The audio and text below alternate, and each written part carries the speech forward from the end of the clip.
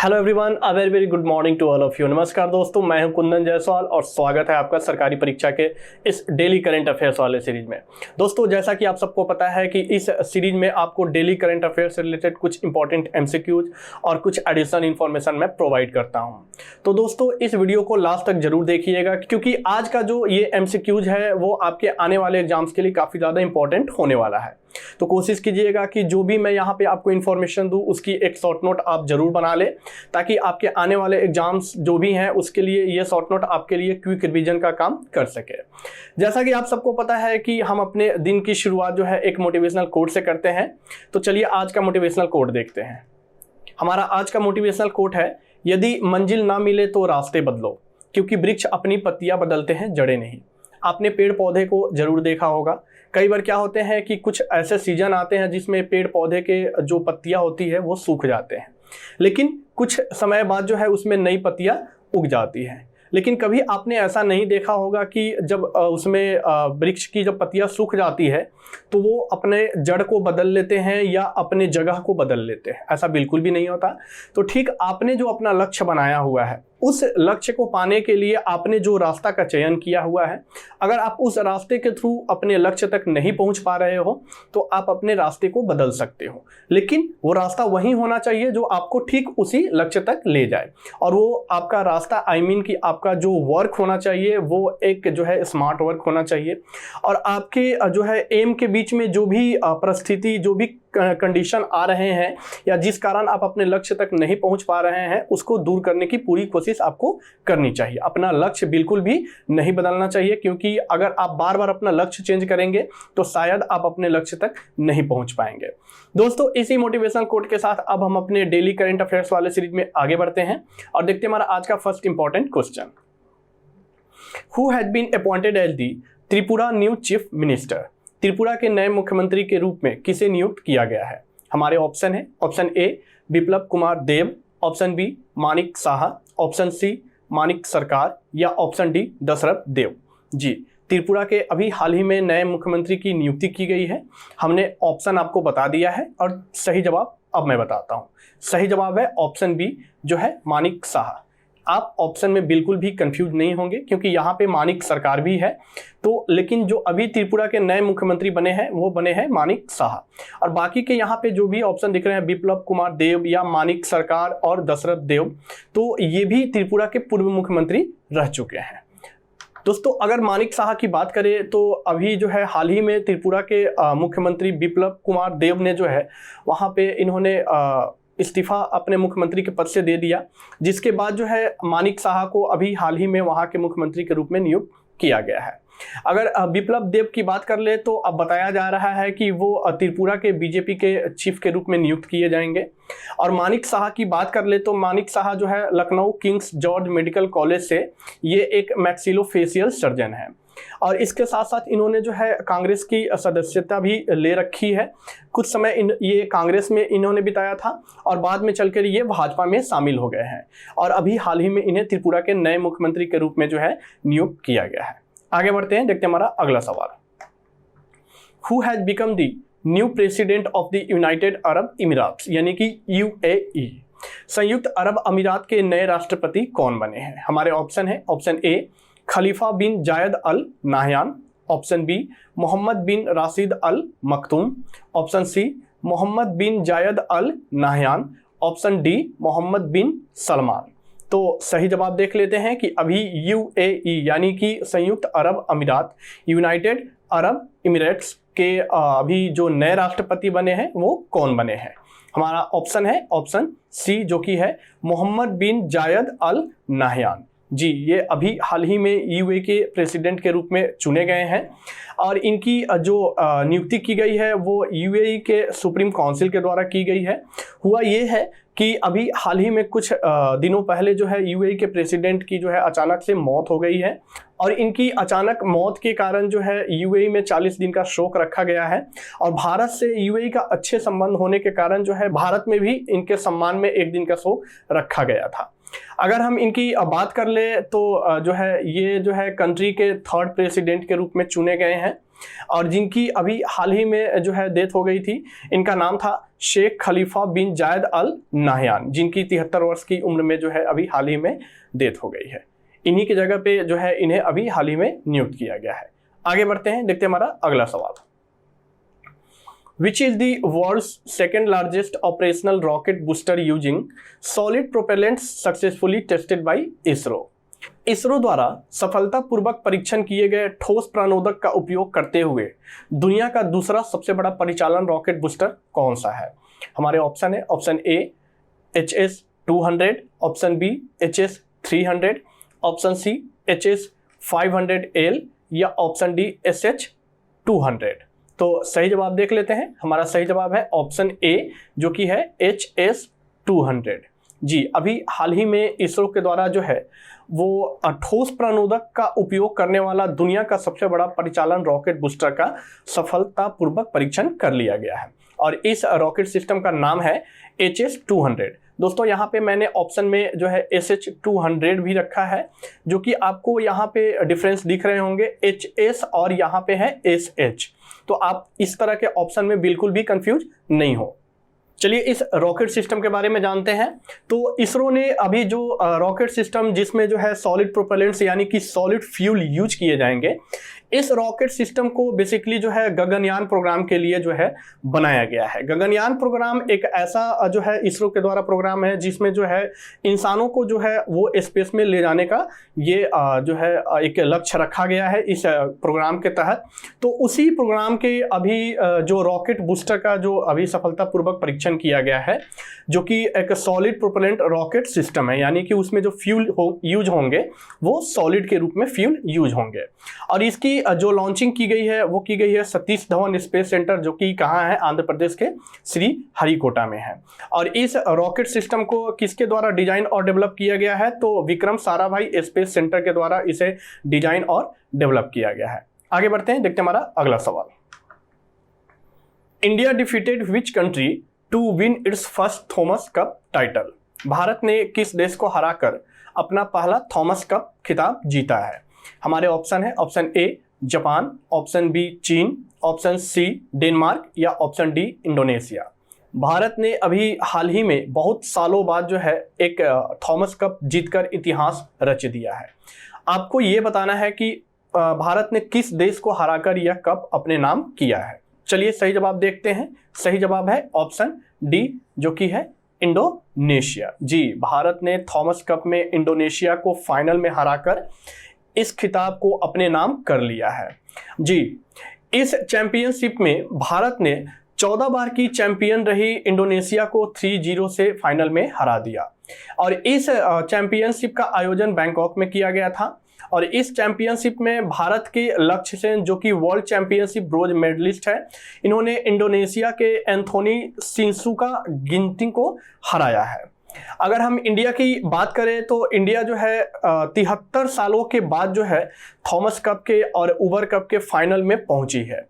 इससे पहले जो है इंडिया जो है सेमीफाइनल तक ही पहुंच पाती थी और इंडिया इसके पहले सेमीफाइनल तक कब पहुंची है? 1952 में पहुंची थी, 1955 में पहुंची थी और 1979 में पहुंची थी। लेकिन कभी भी इंडिया जो है इस कप में जो है फाइनल में नहीं पहुंच पाती थी। लेकिन इस बार जो है इंडिया ने एक इतिहास रच दिया है। इन्होंने जो है 73 साल का रिकॉर्ड तोड़ दिया है और इंडोनेशिया, जो कि 14 बार की चैंपियन रही है, उसको हराकर थॉमस कप पे कब्जा कर लिया है। आगे बढ़ते हैं, देखते हैं हमारा अगला सवाल।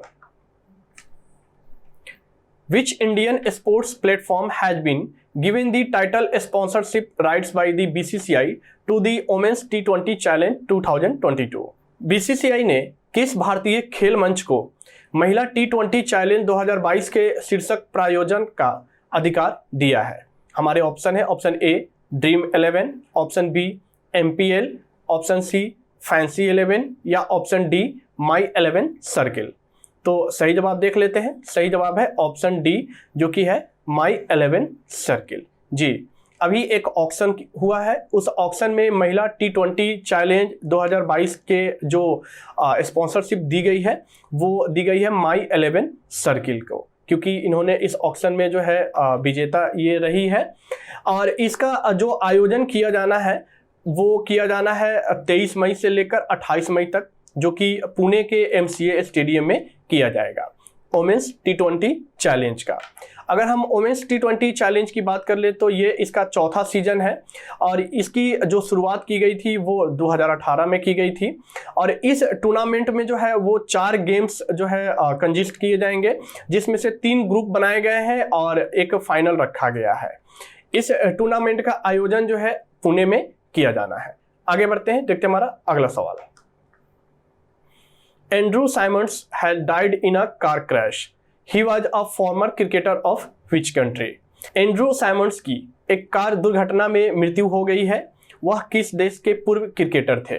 हमारे ऑप्शन है, option A England, option B New Zealand, option C Australia या ऑप्शन डी श्रीलंका। तो हम सही जवाब देख लेते हैं। सही जवाब है ऑप्शन सी ऑस्ट्रेलिया। जी, ऑस्ट्रेलिया के पूर्व क्रिकेटर जिनका नाम एंड्रू साइमंड्स था, इनका अभी हाल ही में एक कार क्रैश में मौत हो गई है और ये ऑस्ट्रेलिया के काफ़ी जो है चर्चित ऑलराउंडर थे। इन्होंने जो है 2 बार वर्ल्ड कप जीता हुआ है, यानी कि ऑस्ट्रेलिया जो 2 बार वर्ल्ड कप जीती है ये उस टीम का हिस्सा थे। और इन्होंने जो है 198 ODI मैचेस खेले हैं, जिसमें इन्होंने 6 सेंचुरी और 30 हाफ सेंचुरी इन्होंने जड़ा हुआ था। और इन्होंने जो है बॉलर के रूप में इन्होंने ऑस्ट्रेलिया को 133 विकेट दिए थे।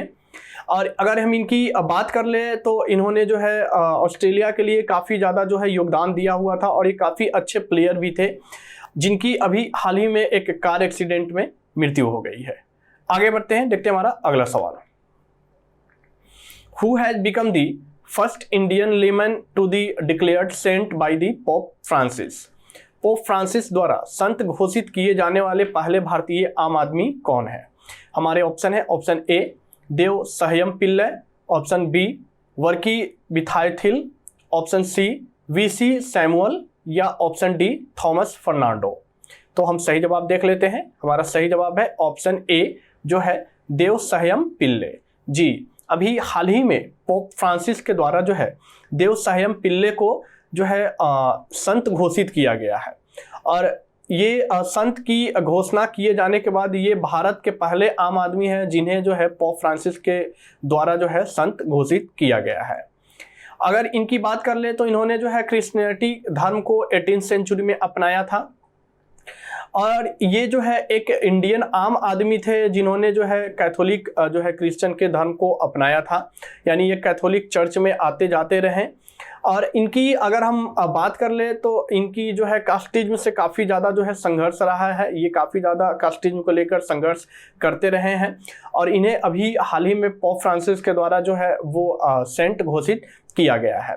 इनका जन्म जो है बेसिकली एक हिंदू फैमिली में हुआ था, लेकिन ये जब जो है कैथोलिज्म जब इन्होंने अपना लिया तब जो है इनको मरने के बाद इन्हें शहीद डिक्लेयर कर दिया गया था। आगे बढ़ते हैं, देखते हैं हमारा अगला सवाल। Which of the following political party has announced to start Bharat जोड़ो पदयात्रा from 2 अक्टूबर? निम्नलिखित में से किस राजनीतिक दल ने 2 अक्टूबर को भारत जोड़ो पदयात्रा शुरू करने की घोषणा की है? हमारे ऑप्शन है, option A Bharatiya Rashtriya Congress, option B Rashtrawadi Congress Party यानी कि Nationalist Congress Party, option C All India Trinamool Congress यानी कि Akhil Bharatiya Trinamool Congress, option D Bharatiya Janata party. तो हम सही जवाब देख लेते हैं। हमारा सही जवाब है ऑप्शन ए जो है इंडियन नेशनल कांग्रेस यानी कि भारतीय राष्ट्रीय कांग्रेस। जी, अभी हाल ही में इंडियन नेशनल कांग्रेस के द्वारा एक पदयात्रा की जो है शुरुआत करने की घोषणा की गई है। इसका नाम है भारत जोड़ो पदयात्रा और इसकी जो शुरुआत करने की घोषणा की गई है वो कब से की गई है? 2 अक्टूबर से की गई है। और इसकी जो अनाउंसमेंट की गई है भारत जोड़ो पदयात्रा की वो कांग्रेस प्रेसिडेंट सोनिया गांधी के द्वारा की गई है और ये 2 अक्टूबर से जो है ये पदयात्रा शुरू होने वाली है। और भारत जोड़ो पदयात्रा जो है वो कन्याकुमारी से कश्मीर तक चलाया जाएगा। आगे बढ़ते हैं, देखते हैं हमारा अगला सवाल।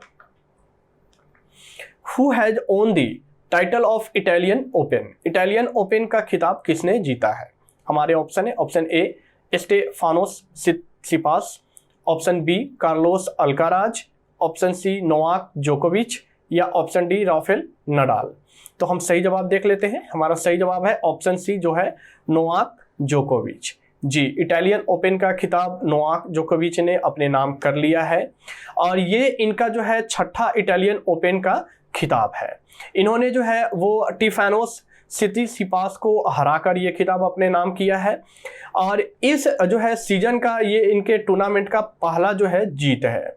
अभी कुछ हफ्ते पहले ये मैड्रिड ओपन के सेमीफाइनल्स में कार्लोस अल्काराज के द्वारा पराजित कर दिए गए थे। दोस्तों यहाँ पे आपको मैं डेली करंट अफेयर से रिलेटेड इंफॉर्मेशन आपको प्रोवाइड कर रहा हूँ, लेकिन आपको हमारी सरकारी परीक्षा के चैनल पर आपको जीके से रिलेटेड वीडियोस भी आपको प्रोवाइड किए जा रहे हैं। साथ ही साथ आप जिस एग्जाम की तैयारी कर रहे हैं, चाहे वो आपके आने वाले अभी रेलवे के एग्जाम्स हैं या बैंकिंग के एग्जाम्स हैं, उस एग्जाम्स के वीडियोज़ भी हमारे सरकारी परीक्षा पर डेली अपडेट किए जा रहे हैं। तो आप कोशिश करें कि सरकारी परीक्षा की इस डेली करंट अफेयर्स की वीडियोज़ के साथ साथ उस वीडियोज़ को भी आप देखने की कोशिश करें, क्योंकि वहां भी आपको बहुत सारी इंफॉर्मेशन आपके जो है प्रोवाइड किए जा रहे हैं आपके लिए, ताकि आपका जो भी एग्जाम्स है वो एग्जाम अच्छे से क्वालिफाई हो पाए। दोस्तों हम जो है PYP यानी कि प्रीवियस ईयर पेपर्स भी डिस्कशन कर रहे हैं, तो आपको कहीं जाने की जरूरत नहीं है। आप सरकारी परीक्षा के YouTube चैनल पर आए और आप जिस एग्जाम की PYP अगर आप देखना चाहते हैं या उसके बारे में अच्छे से नॉलेज लेना चाहते हैं, तो आपको हमारे सरकारी परीक्षा के इस YouTube चैनल पे भी जो है प्रीवियस ईयर पेपर की डिस्कशन मिल जाएगी। दोस्तों आगे बढ़ते हैं, देखते हैं हमारा अगला सवाल। Shreya Singla has won gold medal in badminton in deaf Olympics 2022। She belongs to which state? Shreya Singla ने डेफ ओलंपिक्स 2022 में बैडमिंटन में स्वर्ण पदक जीता है, वह किस राज्य की है? जी, अभी हाल ही में डेफ ओलंपिक्स 2022 का आयोजन किया जा रहा है। इस डेफ ओलंपिक्स 2022 में श्रेया सिंगला ने जो है अभी हाल ही में गोल्ड मेडल जीता है। आपको बताना है कि वो किस राज्य से बिलोंग करती है। हमारे ऑप्शन है, option A Orissa, option B Haryana, option C Punjab या ऑप्शन डी उत्तर प्रदेश। चलिए सही जवाब बताते हैं। आपको सही जवाब है ऑप्शन सी पंजाब। जी, वह पंजाब की भटिंडा की रहने वाली है, जिन्होंने अभी हाल ही में डेफ ओलंपिक्स 2022 में इन्होंने गोल्ड मेडल जीता है। डेफ ओलंपिक्स बेसिकली जो है वो गूंगे और बहरों के लिए जो है ये ओलंपिक्स है, और इस ओलंपिक्स का जो अभी हाल ही में आयोजन किया जा रहा है, ये इसका 24वां सीजन चल रहा है और इसका आयोजन ब्राजील में किया जा रहा है। इन्होंने जो यह गोल्ड मेडल जीता है वह जापान की खिलाड़ी को जो है टीम इवेंट में हराकर जीता है, और इंडिया की तरफ से 65 एथलीट्स जो है इस डेफ ओलंपिक्स में भाग ले रहे हैं। अगर हम इनके रिकॉर्ड की बात कर ले श्रेया सिंगला की, तो इन्होंने जो है second world deaf youth badminton championship में इन्होंने इंडिया को प्रेजेंट किया हुआ था, जो जिसका आयोजन 2019 में हुआ था, और इस चैंपियनशिप का आयोजन जो है वो ताइवान में किया गया था, और इन्होंने इस चैंपियनशिप में गर्ल्स डबल्स इवेंट में सिल्वर मेडल भी जीता था। तो दोस्तों ये श्रेया सिंगला के बारे में जो है आपको यहाँ पे ढेर सारी इंफॉर्मेशन मैंने आपको प्रोवाइड कर दिया है। अभी डेफ ओलंपिक्स चल रहे हैं, इसमें जो है और भी भारतीय के द्वारा जो है मेडल पदक जीते जा सकते हैं। तो दोस्तों ये थे हमारे आज के कुछ डेली करंट अफेयर से रिलेटेड इंपॉर्टेंट MCQs और एडिशनल इंफॉर्मेशन। अगर आप इसकी फुल डिटेल्स जो है पढ़ना चाहते हैं, या वन लाइनर्स के रूप में पढ़ना चाहते हैं, या वीकली जो है न्यूज के रूप में पढ़ना चाहते हैं, तो आप हमारे सरकारी परीक्षा की वेबसाइट को फॉलो कर सकते हैं। वहाँ पे आप विजिट कर सकते हैं, वहाँ पर आपको इससे जुड़ी बहुत सारी कंटेंट आपको मिल जाएगी। अगर आप किसी भी सोशल मीडिया, चाहे वो टेलीग्राम, फेसबुक या ट्विटर से जुड़े हुए हैं, तो हम वहाँ भी अवेलेबल हैं। हम अलग अलग मोड में वहाँ भी इंफॉर्मेशन अवेलेबल कराते रहते हैं। तो आप कोशिश करें कि वहाँ भी आप हमें फॉलो और अपने दोस्त के साथ शेयर जरूर करें। अगर आपको ये वीडियो पसंद आया है तो आप इस वीडियो को लाइक करें, अपने फ्रेंड्स, अपने रिलेटिव्स जो एग्जाम की तैयारी कर रहे हैं उनके साथ जरूर शेयर करें, और हमें कमेंट बॉक्स में ये जरूर बताएं कि आपको आज का वीडियो कैसा लगा है। अगर आप इस चैनल पे नए हैं तो आप इस चैनल को जरूर सब्सक्राइब कर लें और बेल आइकन को जरूर प्रेस कर लें, ताकि हमारी आने वाली जो भी नेक्स्ट वीडियोज है उसकी नोटिफिकेशन सबसे पहले आप तक पहुंच सके। तो दोस्तों अच्छे से पढ़ते रहिए और अपनी एग्जाम की तैयारी में भरपूर एनर्जी के साथ लगे रहिए। मिलते हैं आपसे अगले वीडियोज में, तब तक के लिए नमस्कार।